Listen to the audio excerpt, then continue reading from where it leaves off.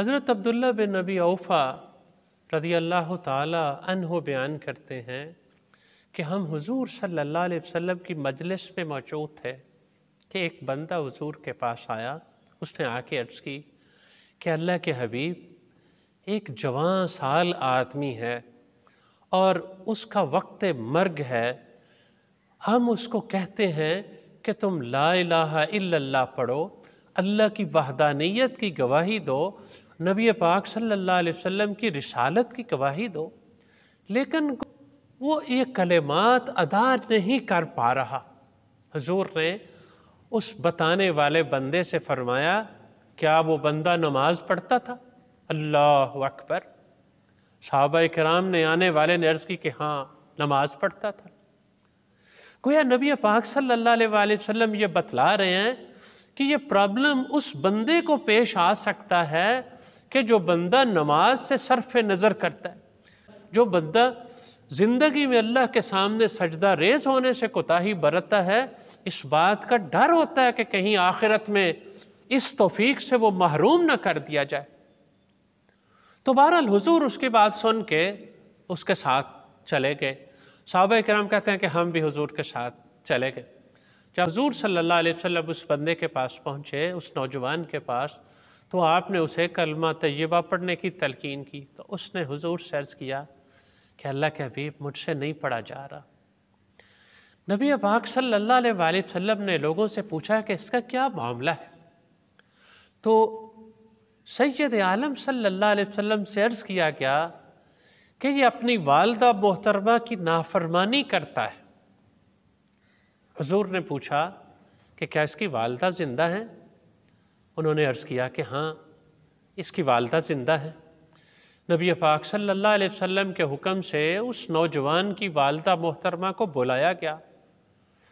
نبی پاک صلی اللہ علیہ وآلہ وسلم نے اس خاتون سے فرمایا کہ تم یہ بتاؤ کہ اگر ہم آگ جلائیں اور آگ جلا کے تیرے اس بیٹے کو اس آگ کے اندر پھینک دیں تو کیا اس وقت تم ہمیں سفارش کرو گی کہ اس میرے بیٹے کو آگ میں نہ پھینکیں؟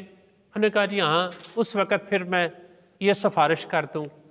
تو نبی پاک صلی اللہ علیہ وآلہ وسلم نے گویا انہیں ترغیب دی. یہ بات یہ کہنے کا مقصد یہ تھا کہ دنیا کی آگ میں پھینکا جانا تمہیں اپنا بیٹا یہ گوارا نہیں ہے، تو اگر تم نے اس کو معاف نہ کیا تو کہیں ایسا نہ ہو کہ یہ جہنم کی آگ میں پھینک دیا جائے. تو سرور عالم صلی اللہ علیہ وسلم نے اس کو سمجھایا تو وہ خاتون اپنے بیٹے کو معاف کرنے پر آمادہ ہوگی. حضور صلی اللہ علیہ وآلہ وسلم نے فرمایا کہ تم مجھے اور اللہ رب العزت کو گواہ بنا کے یہ کہو کہ تم نے اپنے بیٹے کو معاف کر دیا.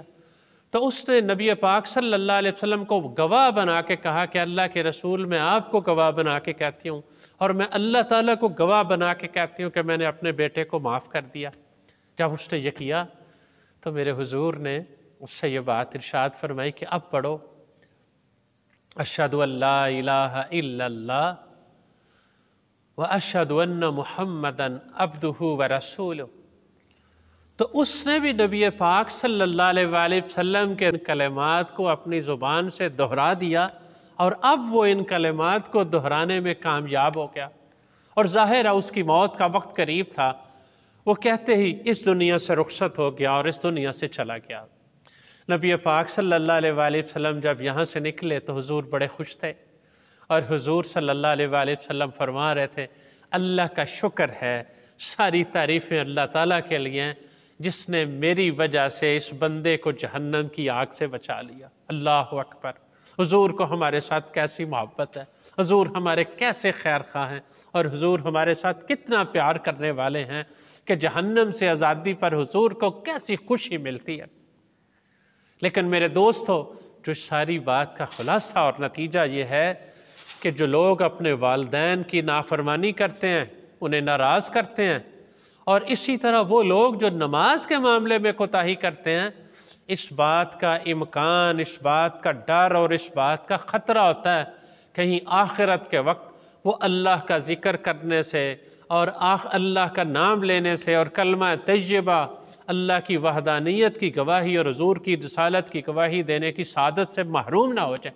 اس لیے کہ کسی بندے کو یہ توفیق مل جاتی ہے تو اللہ تعالیٰ اسے جنت سے سرفراز فرما دیتا ہے۔ اس لیے مجھے اور آپ کو اس معاملے میں بہت توجہ کی اور بہت اہتمام کرنے کی ضرورت ہے۔ اللہ کریم میری، آپ کی، ہم سب کی دنیا اور آخرت کی ساری منزلیں آسان فرمائے۔ آمین۔ وآخر دعوانا ان الحمد للہ رب العالمین۔